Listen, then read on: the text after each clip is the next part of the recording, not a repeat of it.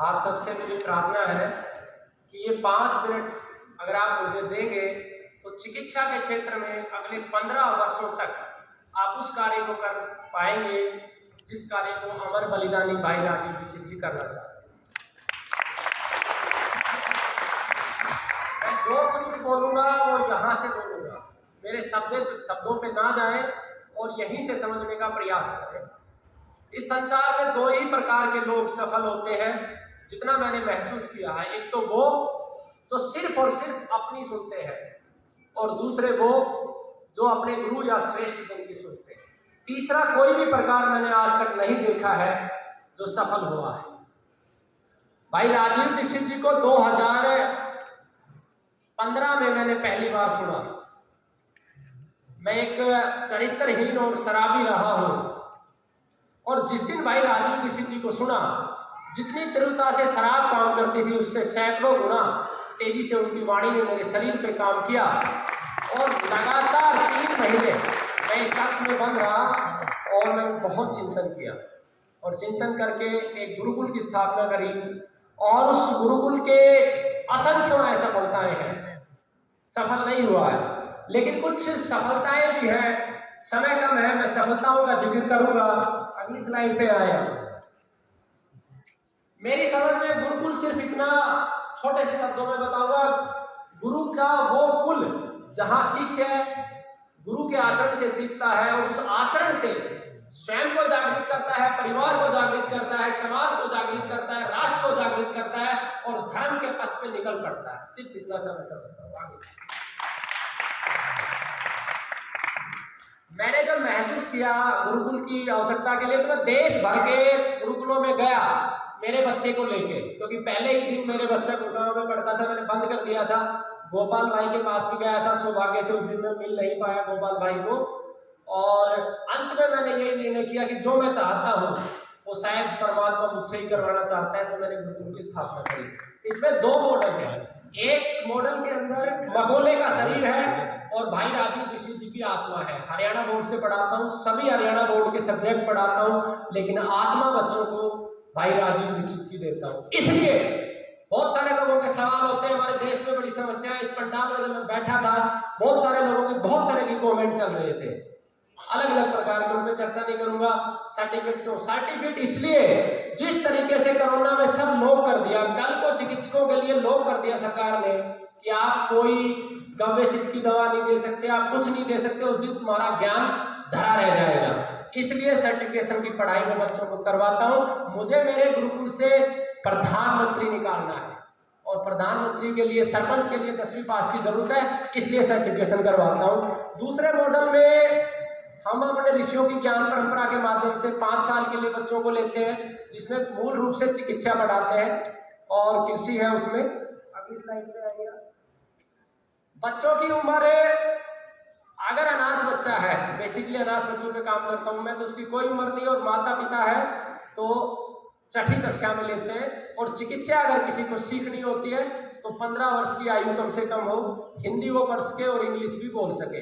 अन्यथा अगर वो पहले से प्रैक्टिस कर रहा है तो खाली 1 साल के लिए लेते हैं। आगे आए।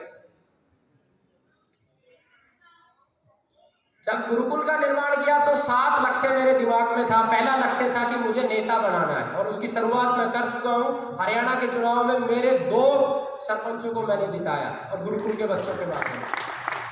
मेरे गांव का सरपंच भी गुरुकुल ने बनाया है और 6 साल के बाद, आज ही आपको कह के जाता हूं परमात्मा की वाणी से, 6 साल के बाद मेरे गुरुकुल का पहला विद्यार्थी सरपंच बनेगा।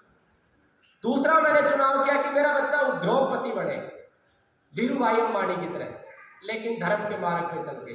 तीसरा चुनाव मैंने किया कि मेरा विद्यार्थी अभिनेता बने। आप YouTube पे छोटी छोटी वीडियो देखेंगे, आपको कलाकारी करते हुए मिलेंगे। अभिनेता आज जितना 8 से 7 साल के मनुष्य को विकृत मकोले ने नहीं किया, जितना इस फिल्म इंडस्ट्री ने किया, तो इसीलिए मुझे अभिनेता बनाना है ताकि लोगों की सोच बदल सके। चौथा मैंने उसके अंदर रखा चिकित्सक। आप सब परिचित हैं, हम दिन भर एलोपैथी को गालियां देते हैं, वैक्सीन लोग देते हैं, मैं भी देता था, मैं भी उसी कड़ी का रहा हूँ, प्रधानमंत्री को गाली देना। लेकिन जब मैंने गुरुकुल चलाया तो मैं अपने गुरुकुल की चोरी नहीं रोक पाया। लगभग 28 लोगों ने वित्तीय गड़बड़ियां की और उस दिन मैंने चिंतन किया कि मुझे अधिकार नहीं है किसी को गालियां देने का या किसी की निंदा करने का, उसी दिन से मैंने सब बंद कर दिया। तो चिकित्सा के नाम पे अगर आप ईमानदारी से मूल्यांकन करोगे अपनी अंतरात्मा को देख के, तो लूट केवल एलोपैथी में, सबसे बड़ा झूठ आयुर्वेद और बाकी पैथियों में, वो मैं सिद्ध करके दिखाऊंगा, आगे चलेंगे इस पर। उसके बाद एक टारगेट लिया कि अच्छा किसान हो, गोपालक बने, धर्म, राष्ट्र और प्रकृति का प्रचारक बने। हमारी जो विफलता रही, आचार्य नहीं मिला, साफ सफाई की व्यवस्था में अनेकों विफलताएं हैं। आगे अगली स्लाइड पर सफलता के रूप में देसी बीज के माध्यम से 8 फीट का पालक का पौधा आज से 3 साल पहले उगाया। एक ही लौकी की बेल से 5 क्विंटल लौकी देसी बीज से 2 करोड़ लोगों तक राजीव भाई की वाणी पहुंचा चुके हैं संशोधित रूप में। चिकित्सा के शोध में पंचगव्य की हम बात करते हैं, लेकिन गौ माता का जो सबसे बड़ा गव्य है वो उसकी मुंह की लार है। 100 ऐसे कैंसर रोगियों पे जिनकी मुंह की लार बननी बंद हो गई थी, जिनको नाकों में ड्रिप लग गया था, उनको ठीक करके दिखाया। जिन बच्चों को 4-4 साल की उम्र में इंसुलिन लगती थी, गौ माता की मुंह की लार से करके दिखाया। रिसर्च के क्षेत्र में आज गुरुजी ने एक बहुत बड़ी बात बोली, नैनो मेडिसिन। ईश्वर की कृपा से 2 वर्ष से मैं इसका प्रयोग कर रहा हूं। किस प्रकार से प्रयोग कर रहा हूं, बहुत सरल करके बताऊंगा।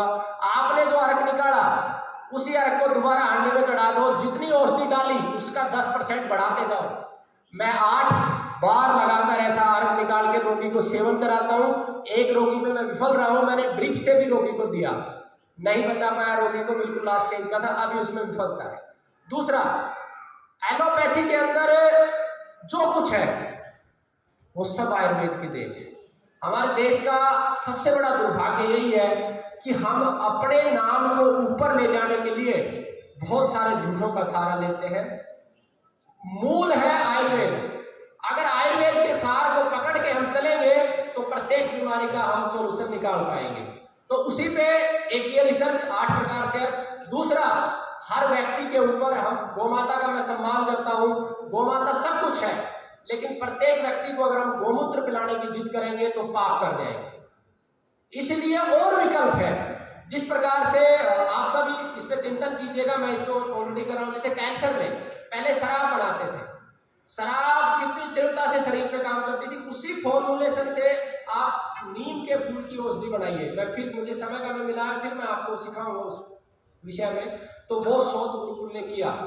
उसके बाद आप 18 प्रकार के प्राकृतिक खाद गुरुकुल ने तैयार किए श्रेष्ठ जनों के अनुभव से, और उनके परिणाम इतने अद्भुत रहे हैं कि 85 जिलों में हम निःशुल्क बीज बांट चुके हैं। और गोपाल भाई ने जो एक खाद बनाया, मैंने उसमें भी एक परिवर्तन करके देखा। अब उसी खाद में गोपाल भाई गो भस्म मिलाइए और पीपल और बरगद के पत्तों का रस मिलाइए, आपको निश्चित रूप से और अच्छा लाभ मिलेगा। अगली स्लाइड। ये मेरी लौकी है जिससे मैंने 5 क्विंटल लिया था। अगर 5 मिनट इसके पास खड़े हो जाओगे तो आपकी बॉडी चार्ज हो जाएगी।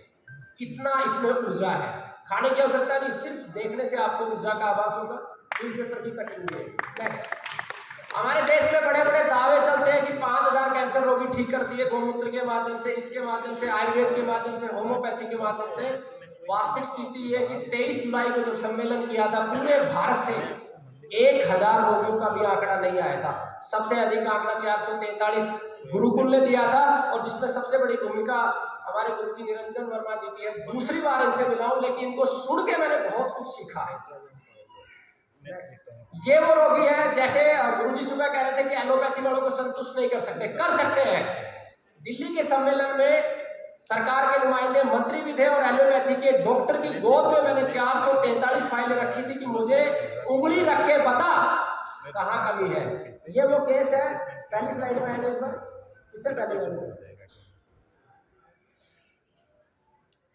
ये जो केस है, ये पूरी मेडिकल के लिए चैलेंज है। इस व्यक्ति को 5 जगह पे कैंसर था। 30 नवंबर को इन सबसे मैं लाइव भी बात करवाऊंगा।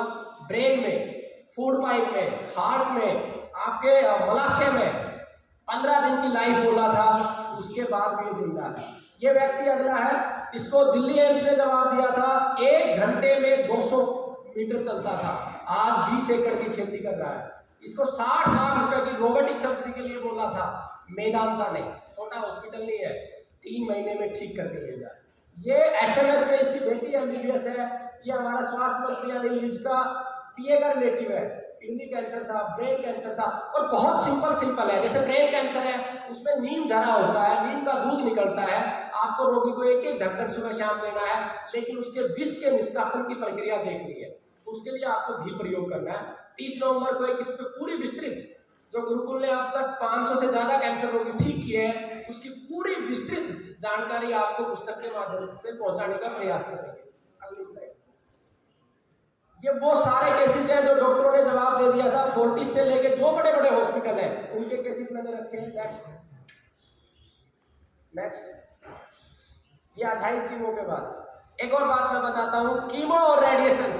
आप सबको लगता है कि ये एलोपैथी की देन है, नहीं, ये भी आयुर्वेद की देन है। आप अगध तंत्र को पढ़ेंगे तो उसमें विष चिकित्सा लिखा हुआ है, लेकिन एलोपैथी में अधूरापन है। गुरुकुल ने शोध किया, 43 रोगियों को कीमो दिलवाते दिलवाते हमने हमारी मेडिसिन दी, एक बाल नहीं होने दिया, उनके चेहरे का ओज खत्म नहीं होने दिया, 3.5 किलो का ट्यूमर निकाला 100% सक्सेस के साथ। आगे ये वो सारा डाटा है 500 रोगियों का, जिनके नंबर, एड्रेस, सारी चीजें हैं। अंत में आप गुरुजी ने समय दिया उसके लिए बहुत बहुत धन्यवाद। आप सबसे मेरी एक प्रार्थना है, 30 नवंबर को स्वदेशी दिवस मनाते हैं और इस बार हरिद्वार में हम मना रहे हैं, और ये वही स्थान है जहां पर भाई राजीव दीक्षित जी का अंतिम संस्कार किया गया था। ठीक उसके बगल में ध्रुव भवन मंदिर है, और उसके अंदर 2 सेशन होने वाले हैं। एक सेशन के अंदर जिसने अगर एक भी कैंसर रोगी ठीक किया है तो प्रमाण के साथ वो प्रेजेंटेशन देगा, और दूसरे सेशन में भारत के 5 बड़े विशेषज्ञ कैंसर पे बात करेंगे, कैंसर क्या है, क्यों है, और किस सिद्धांत के साथ हम उसे ठीक कर सकते हैं। तो आप सबके लिए सीखने का बहुत बड़ा अवसर है, आप सभी आइए। और उसमें एक स्पेशल सेशन है, मैं गोपाल भाई से निवेदन करूंगा, जिसमें खेती के माध्यम से वो औषधियों के गुण कैसे बढ़ा सकते हैं। जैसे आपने 8% कर्क्यूमिन की बात करी, मैं 10% कर्क्यूमिन को यूज करता हूँ कैंसर में, नागालैंड से लैकोडोमा आती है। तो मेरी आपसे प्रार्थना कि आप भी इस विषय को वहां पे आगे रखें कि कैसे हम औषधियों की गुणवत्ता को बढ़ा सकते हैं, और बहुत शानदार कार्यक्रम। दूसरा, बस अंत में एक ही बात कहूंगा, आगे वो व्यक्ति निकल जाता है जो करता है, कर्म करता है, और सदा पीछे वो लोग रहते हैं जो निंदा में अपना समय खत्म करते हैं, आलोचनाओं में अपना समय खत्म करते हैं। आप करने वाले बनिए। इस समय हमारे देश में करने वाले लोग बहुत कम है। मैं सिर्फ इतना कहना चाहता हूं कि राजीव भाई के साथ बहुत सारे लोग रहे हैं। जब मैंने ये राजीव भाई को सुना था तो मुझे लगा था इस देश में करोड़ों कार्यकर्ता है, मैं तूफान ले आऊंगा। और जोश जोश में 2 बार मैंने बाबा रामदेव की आंखों में आंखें डाल के बोला कि राजीव भाई की हत्या की जांच हो। मेरे मन में इतना जुनून था कि 2 मिनट में खत्म कर दूं, लेकिन अंत में जो समझ में आया, जो गोपाल भाई ने बताया कि एक व्यक्ति को खत्म करने से कुछ नहीं होना, इस व्यवस्था को खत्म करना है, जिस व्यवस्था के लिए राजीव भाई परेशान थे, और उस व्यवस्था को आप खत्म कर सकते हैं। आप सब मिलकर खत्म कर सकते हैं। आप सबके अंदर भाई राजीव दीक्षित जिंदा है, बशर्ते कि आप पवित्रता से आगे बढ़े।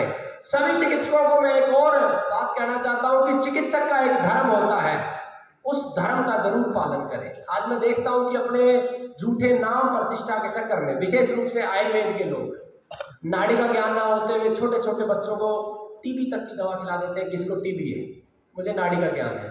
तो इस तरह जब तक आप झूठे रहेंगे, अपने आप से सच्चे नहीं रहेंगे, तब तक आप परिवर्तन नहीं लेके आ सकते। और 3 सुझाव इस कार्यक्रम के संबंध में मैं चाहता हूं कि ये 3 दिन का जो कार्यक्रम है, 3 दिन का, इसके अंदर 1-1 घंटे का सेशन अलग अलग बीमारी को कैसे सॉर्ट आउट करना है उसके ऊपर रखा जाए। और क्योंकि मुझे खुद व्यक्तिगत रूप से सुझाव देने वालों से फ्रस्ट्रेशन रही है, क्योंकि मुझे भी बहुत सारे सुझाव दिए जाते हैं कि सफाई होनी चाहिए, बस 1 मिनट, है ना, सफाई होनी चाहिए, ये होना चाहिए, तो मुझे फ्रस्ट्रेशन होती है। इसलिए मैं सुझाव नहीं, सुझाव के साथ समाधान भी देता हूं, और इसकी मैं जिम्मेवारी ईमानदारी से निभाने के लिए तैयार हूं अगले सम्मेलन में। और आप जितने भी गव्य सिद्ध हैं, कैंसर के 49 प्रकारों को हमने ठीक किया है, 1-1 प्रकार को कैसे ठीक किया वो अप्रोच मैं आप तक दे सकता हूं।